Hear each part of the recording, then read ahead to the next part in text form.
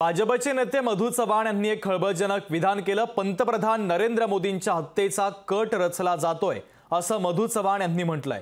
मोदी पुन्हा सत्तेत आल्यास भारत जगामध्ये शक्तिशाली बनेल या भीतीने त्यांच्या हत्येचा कट रचला जातोय। सावध व्हा, घड्याळाचे काटे पुन्हा उलटे फिरवण्याचे प्रयत्न सुरू आहेत असं देखील आता मधु चव्हाण यांनी म्हटलेलं आहे। गुहागरमधील सभेत मधु चव्हाणांनी हे महत्त्वाचं विधान केलं।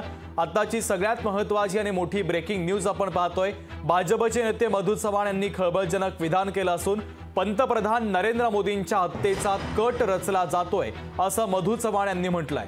मोदी पुन्हा सत्तेमध्ये आल्यास भारत जगात शक्तिशाली बनेल या भीतीनं नरेंद्र मोदींच्या हत्येचा कट रचला जातोय असं त्यांनी म्हटलंय। सावध व्हा, घड्याळाचे काटे पुन्हा उलटे फिरवण्याचे प्रयत्न सुरू असल्याचं देखील मधु चव्हाण यांनी म्हटलंय।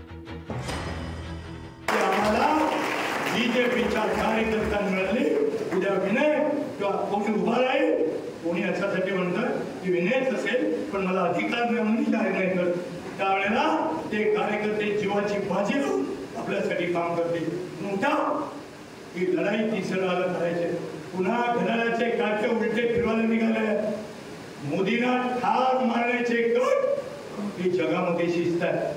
होय, ही जबाबदारीने बोलत तर हा नेता पुन्हा भारताचा पंतप्रधान झाला ते जगात बलशाली देश होईल।